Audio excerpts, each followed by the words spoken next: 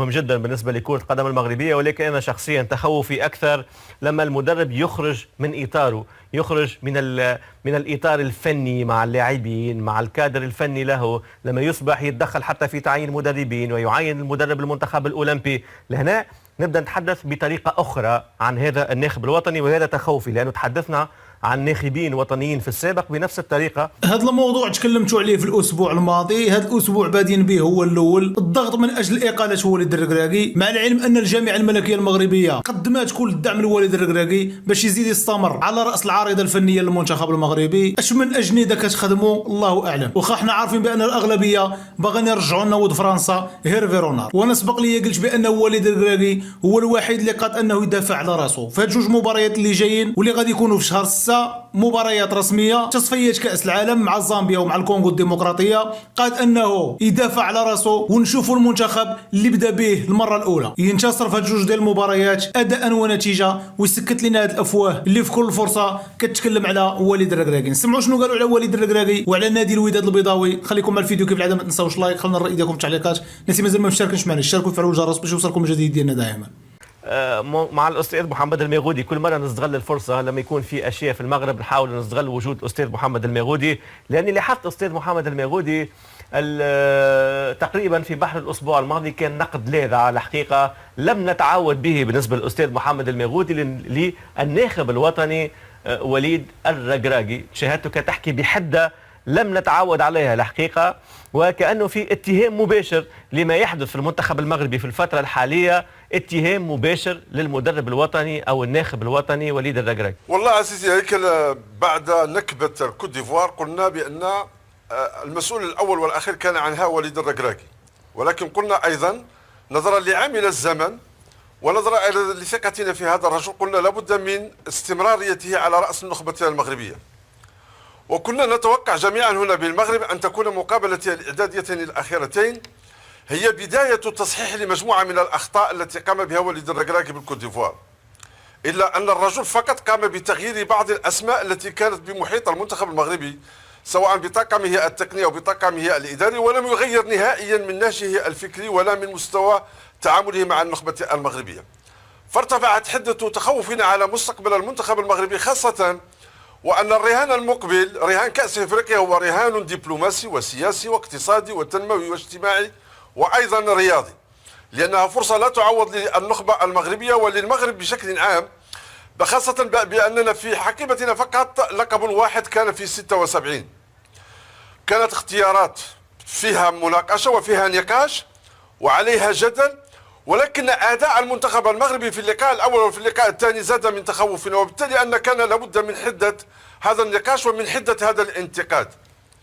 وأعتقد أن حدة انتقادنا أيضا زكاها لاعب المنتخب المغربي أناحي، فحينما ينتقدك لاعب من أفضل لاعبي المنتخب المغربي فأعتقد بأنك تسير في الطريق الخطأ.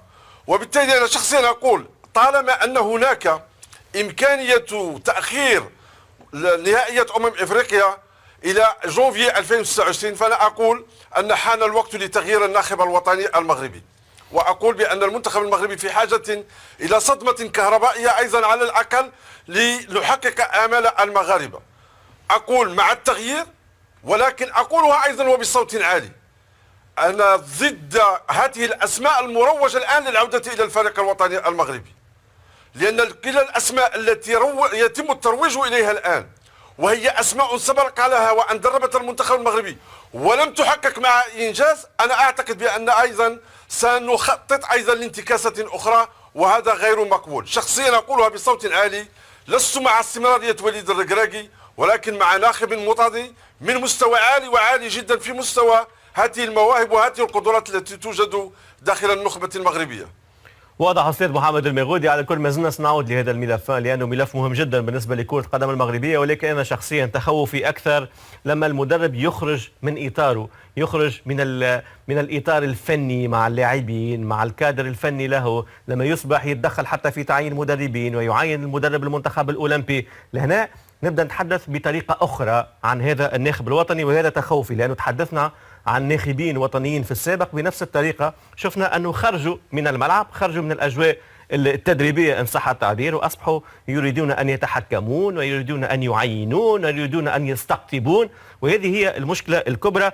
نتمنى أن تعود الأمور لنصابها مع مدرب حقق نصف نهائي كأس العالم مع المنتخب المغربي. قبل ما نختم مع الشامبيونز ليج فقط، باعتبار الرجاء الوداد المغربي كان في الشامبيونز ليج الافريقيه، والوداد قام بالجمعيه العموميه للوداد المغربي، كانت يوم الجمعه الماضي اعتقد ربيع، كانت يوم الجمعه الماضي. ممكن مع الاستاذ محمد الميغودي ناخذ اهم التفاصيل الخاصه بالجمعيه العموميه للوداد المغربي. والله عزيزي هيكل، اولا هذه الجموع العامه انا اعتقد انها غير قانونيه بالمره، غير قانونية. ولكن قبل أن نناقش قانونيتها من عدم قانونيتها، هنا أطرح سؤال وهو مهم جدا: أين كانت الجامعة الملكية المغربية لكرة القدم؟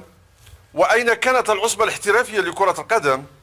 وهما الجهازان المسؤولان عن كرة القدم المغربية، أين كان وفريق الوداد الرياضي لم يعقد جموعه العامة لكل هذه الفترة الزمنية الطويلة؟ أنا أعتقد أن من مهامهم الأساسية والجوهرية هو ضرورة احترام القانون، وخاصة قانون الجموع العامة. أنا أعتقد أن مسؤولية الجامعة ومسؤولية العصبة في الاستهتار بالقانون ثابتة، وأعتقد أن أخلاقيا غير مقبول بالمرة. لذلك لا يقبل مرة أخرى أن تستهتر الجامعة وتستهتر العصبة بمثل هذه القوانين.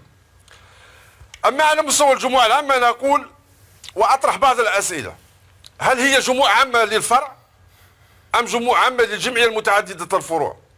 إذا كانت للفرع كان من المفروض أن تكون داخل الجمعية العامة المتعددة للفروع. أنا أعتقد أن هذا إشكال قانوني، وأن الوداد سقط في مثل هذه الأخطاء غير مقبول أيضا. حتى حينما نناقش الفرع، هل هذا التقرير المالي هو للجمعية أم للشركة، خاصة وأن الوداد كان يعوض أو كان يؤدي الأجور والمستحقات عن طريق الشركة؟ ثم داخل التقرير المالي، وأنا أعتقد أن هناك غابة ذكاء عن الإخوان الوداديين، تكلموا عن هبة رئيس الوداد الذي يوجد بالسجن. رئيس الوداد يوجد بالسجن وبتهم ثقيلة. أنا مؤمن بأن قرينة البراءة موجودة، ولكن إذا ثبتت هذه التهم عليه فهي إساءة للوداد. وبالتالي أنا أعتقد هذه كلمة الهبة ما كان لتكون في التقرير المالي داخل فريق الوداد الرياضي. نضع هذا في جزيرة أخرى وننتقل إلى الجزيرة الأهم. ماذا يجب على الوداديين الآن؟ أنا أعتقد على المكتب المسير الآن، وهو يضم وجوه مميزة جدا جدا، وهو بالمناسبة جمع عام انتخابي وليس جمع عام لتصريف المهام، لأن ولاية الرئيس السابقية انتهت. أنا أعتقد عليهم أن يمارسوا الشفافية والوضوح، عليهم أن يعملوا على مأسسة فريق الوداد الرياضي حتى لا يسقطون في الفخ السابق وفي التجربة السابقة، وعليهم أن يشتغلوا على الموسم الرياضي المقبل، لأن هذا الموسم انتهى بنهاية الهزيمة أو الإقصاء بالأمس أمام فريق السوالم الذي قدم لقاء رائعا. وأيضا من داخل هذه الأزمة ومن داخل درس الوداد الرياضي، أقدم أيضا رسالة واضحة إلى الجامعة الملكية المغربية لكرة القدم وإلى العصبة الاحترافية: عليكم أن تركزوا كثيرا على مصادر أموال الأندية الوطنية، وأن تدققوا في مصادر أموال الأندية الوطنية، وعليكم أيضا أن تعطوا الصلاحية المطلقة للجنة مراقبة مالية الأندية، لأن فيها من الكفاءات وفيها من القامات المستقيمة ما يكفي، لأننا نريد أولا الوضوح في مصادر الأموال، ونريد أيضا التنافس الشريف داخل كرة القدم الوطنية. درس الوداد بليغ وعلينا أن نستفيد منه. كان هذا هو الفيديو ديال اليوم. خلوا لي الراي ديالكم في التعليقات، مش بخلوش عليا بالراي ديالكم. الناس اللي مازال ما مشاركينش معنا اشتركوا وفعلوا الجرس باش يوصلكم الجديد ديالنا دائما. شكرا لاي واحد كيدعم المحتوى ديالنا كيف العاده. نشوفوا في فيديو جديد ديما مغرب. السلام عليكم. لا تنسوا الاعجاب بالفيديو والاشتراك في القناة تشجيعا لنا لنستمر بنشر المزيد إن شاء الله.